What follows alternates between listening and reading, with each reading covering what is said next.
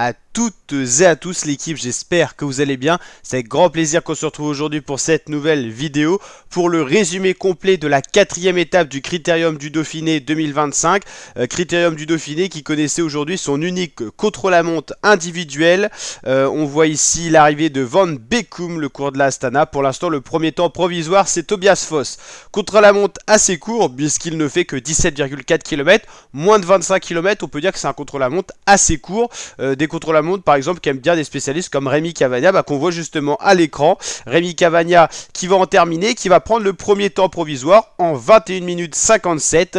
Voilà, on sait que Rémi Cavagna est un bon coureur au contre-la-montre, c'est un des meilleurs français, avec le champion de France actuel Bruno Amirail.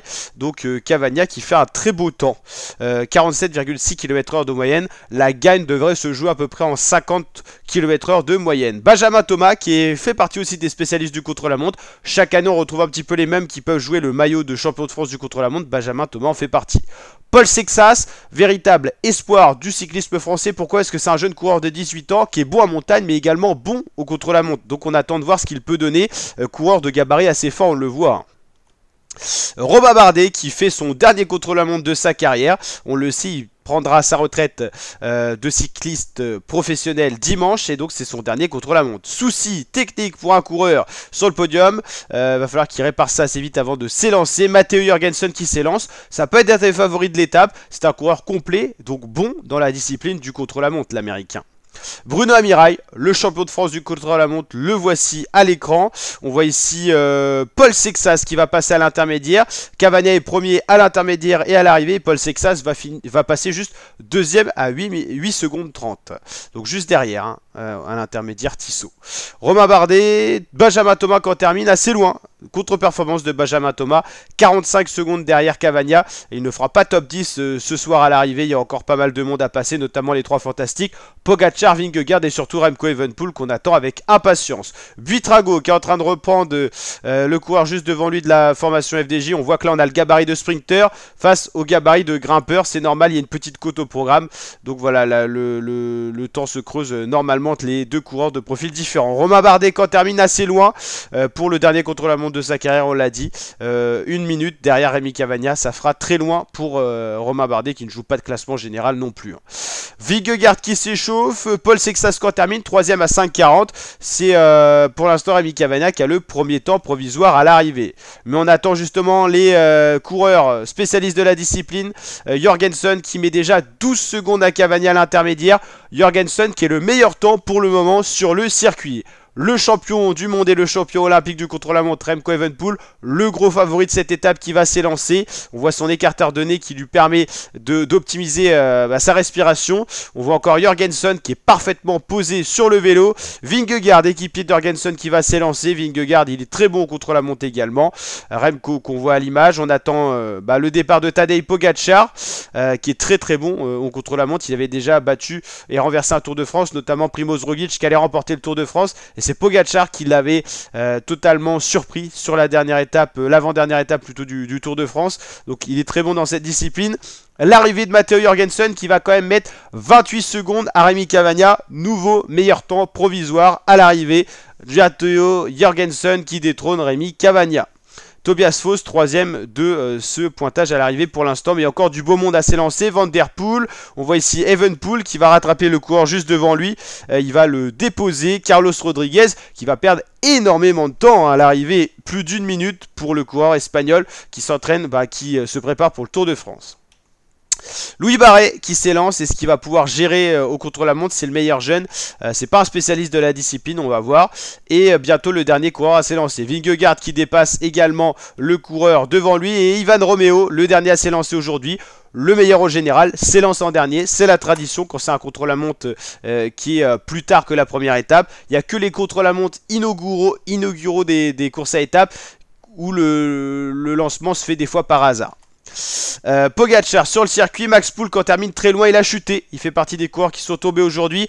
Remco Evenepoel qui arrive à l'intermédiaire, il vient de mettre 31 secondes à Matteo Jorgensen Evenepoel est sur un rythme stratosphérique. 13 minutes 53 pour l'instant, c'est du 45,3 km/h de moyenne malgré la bosse, c'est du très très lourd. Evenepoel qui vient de déposer le temps de Jorgensen, 31 secondes, et Cavani à 43 secondes, Amirail à 50 secondes. Vingegaard qui va passer à l'intermédiaire, il a 11 secondes de retard sur Evenepoel, c'est pas tant que ça. Sur le papier, Evenepoel est bien plus fort que Vingegaard. Donc pour l'instant, Vingegaard limite l'écart. Par contre, la contre-performance du jour, c'est Pogacar qui a déjà plus de 30 secondes de retard à l'intermédiaire. Et ça, c'est une contre-performance. Pogacar, le moins bon des trois fantastiques. Et ça, c'est la surprise. Evenepoel, Vingegaard, Pogacar, c'est le classement pour l'instant de cette étape, avec donc Pogacar qui perd beaucoup de temps, il est peut-être dans une contre-performance. Evenepoel qui déroule, les trajectoires sont parfaites, vent de face, ça lui permet de creuser encore plus l'écart, parce qu'il est parfaitement posé sur le vélo, donc il limite l'effet de l'air sur lui. Evenepoel qui va prendre logiquement le premier temps à l'arrivée. 37,79 secondes d'avance sur Jorgensen, c'est du 50 km/h de moyenne, c'est très costaud pour Remco Evenepoel. Romeo est en train bel et bien de perdre son maillot jaune, surtout qu'il figure pas très bien dans les pointages intermédiaires. Vingegaard qui perd 21 secondes sur Evenepoel, ça limite la casse et Evenepoel répond présent, c'est une masterclass de Remco Evenepoel. Pogacar qui va perdre plus de 49 secondes sur Evenepoel, ça c'est une contre-performance, 4ème de ce chrono, derrière Matteo Jorgensen. Il va être blessé Pogacar, il va peut-être attaquer dans le week-end à venir, parce que là c'est un sacré déboire. Van der Poel qui a fait le contre-la-montre, 5ème, c'est plutôt pas mal. Lipovic qui était dans l'échappée hier, qui est plutôt pas mal, il va se replacer au général également. Florian Lipovic et Ivan Romeo qui va arriver. Les autres coureurs qui étaient intercalés, Terrada, Louis Barret qui perd beaucoup de temps, Louis Barret, et Ivan Romeo qui va perdre sa tunique jaune. Le vainqueur du jour, c'est Remco Evenepoel. Il va surtout aller chercher le maillot jaune. Evenepoel devant Vingegaard, Jorgensen, Pogacar qui perd beaucoup de temps, c'est la contre-performance du jour. Premier français Rémi Cavagna qui a fait un beau temps, 7ème, mais 1 minute tout de même de retard. Et Paul Sexas, 18 ans, 10ème. Ça c'est intéressant. Le maillot jaune sur les épaules de Remco Evenepoel du coup. On va aller voir les classements complets justement. Alors le classement de l'étape on l'a dit, Evenepoel, Vingegaard, Jorgensen. 3 coureurs qui vont jouer le général, Pogacar 4ème. Au niveau des places, Pogacar c'est pas catastrophique, c'est surtout les 49 secondes de déboire. Et au général ça se matérialise comment? Nouveau maillot jaune, Remco Evenepoel, on a changé chaque jour. Florian Lipovic, à 4 secondes près, il était maillot jaune grâce à son échappée de l'étape 3. Ça s'est joué à rien. Ivan Romeo, 9 secondes, il perd pas son maillot jaune pour grand chose. Mathieu Van Der Poel, 4ème, Vingegaard, Dunbar, Terrada, Pogacar, un peu plus loin, Jorgensen. Louis Barret, premier français, Paul Sexas, Bruno, Amirail, White, Leknesund, Lutsenko, Cavagna, Sheffield, Finn Fischer-Black, Buitrago, Carlos Rodriguez.